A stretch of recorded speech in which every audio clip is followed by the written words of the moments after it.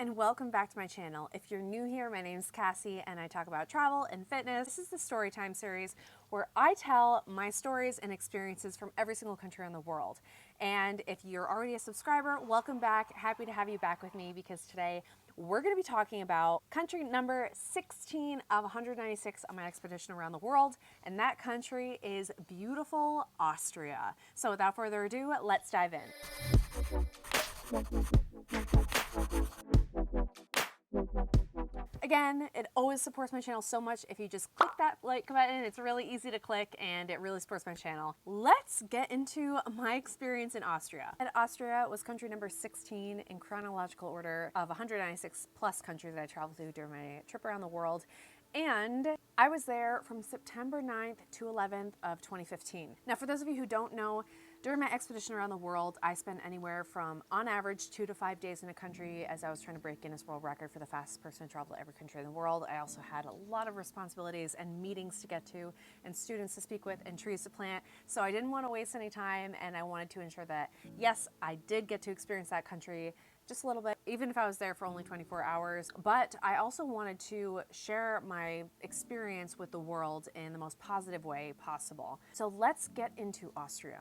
Austria, or the Republic of Austria, is a landlocked country in the southern part of Central Europe. It's comprised of 9 federated states, one of which is Vienna, and it's actually bordered by 7 incredible countries. Those countries are Germany, Italy, Slovakia, Hungary, Czech Republic, Switzerland, of course, Slovenia. In Austria, they speak predominantly German, although various minority groups speak Croatian, Hungarian, Slovenian, and Turkish, among other languages. Their main religion is Roman Catholic, followed by Protestants, Muslims, and of course Christian Orthodox. Some of the traditional dishes of Austria, which has been highly influenced by Hungarian food, Czech food, Jewish, Italian, and Bavarian cuisines, are Wiener Schnitzel, and this is really delicious, one of my faves when I go over there. It's a dish made primarily of veal and garnished with lemon and either potato salad or potatoes with parsley and butter. It's really good. Kaiserschmarrn is the next one, and sorry if I butchered that name. It's kind of like a fluffy shredded pancake, and it's topped with jams and sweet sauces, sometimes fruit and or caramelized fruit, and it's really nice and sweet and delicious. Really good. Monsieur is a type of Austrian cheese, and sometimes they'll make like a fondue out of it, and it's really good. If you're there, you gotta try it. Austria has one of the most transcultural cuisines in all of Europe, so definitely don't miss out if you do visit Austria. Austria is one of my favorite countries because of their vast mountain ranges. I am big into mountains, specifically, of course, snow-covered mountains are incredible, and I also love skiing, so obviously, I would love a place like Austria. Switzerland is probably my favorite country in Europe, but Austria is definitely in the top 5 as well. Their mountain ranges are of various Alps, and so you know they're going to be breathtaking. I've been to Austria twice. Once was when I was backpacking back in my early 20s, and that was a really cool experience when I was there back then. And then during my expedition around the world, I was there for 2 days. When I went to Austria for my first time, I was in Vienna, and during my expedition around the world, I visited Villach, as well as a few surrounding villages. Here's a little snippet of my journal. Waited 30 minutes for the bus to Feldrich, Austria. Took an hour, then caught the OBB train just in time to get to Villach. The OBB is a really popular train that goes throughout Europe, and it is honestly my favorite train in the whole world because it is so clean and really nice, and the food is really delicious, and it's comfortable, and it's not too crowded.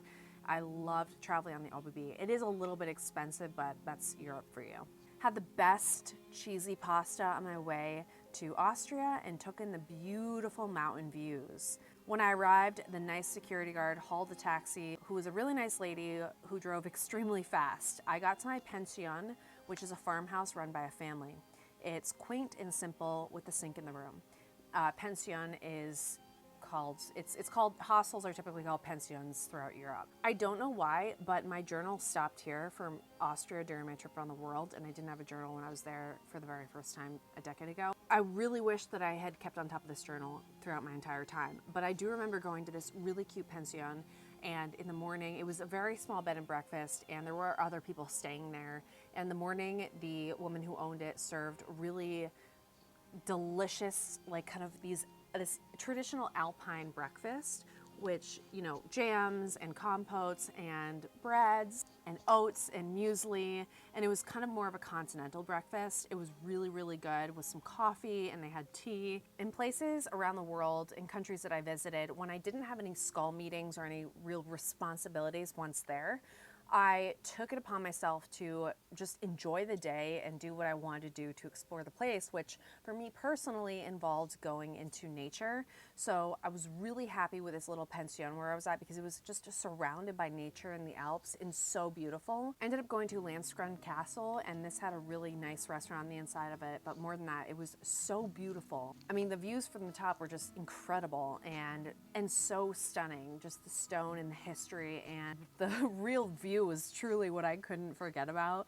It was really, really magical, and I couldn't really afford to eat at the restaurant, but I did take in the view whilst there. If you have the opportunity, highly recommend going there. I definitely wanted to go back to Austria more in the wintertime and experience that true kind of Christmassy vibe, but I did walk around Villach and was really taken aback with how beautiful and clean and put together it was. The stores that were there, and like just the window shopping, and of course the wine, and just the influence that a lot of the surrounding countries have on Austria was really incredible with regards to culture. So you're not just going to this beautiful mountainous country, you're also experiencing kind of this mix of culture, which makes it a really beautiful country to visit in and of itself. I mean, it's safe, and especially if you're a woman traveling solo, it's safe.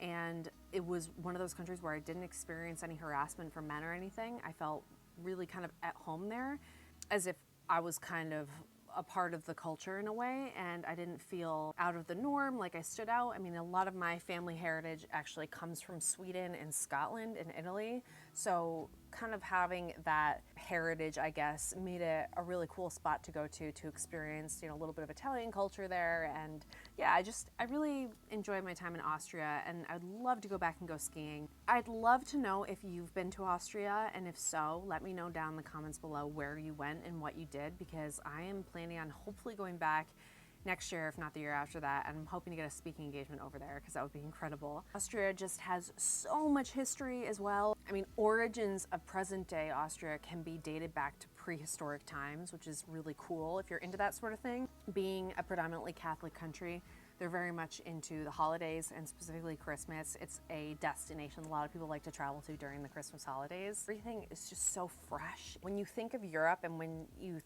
compare European like meats and cheeses to American, you know, when you're thinking of that authentic, really delicious local cheese and meat cuisine in Europe, I think of Austria just because of how local and fresh everything is. Even though it's landlocked, everything is so fresh that they serve in a lot of the restaurants over there and a lot of the pensions, and it's just got a really homey feel. I love it. Thank you guys so much for watching. If you enjoyed, please again be sure to hit that like button as it really supports my channel. Also subscribe if you haven't already done so, and hit that notification bell to get notified when I post new videos, and I will see you guys in the next video.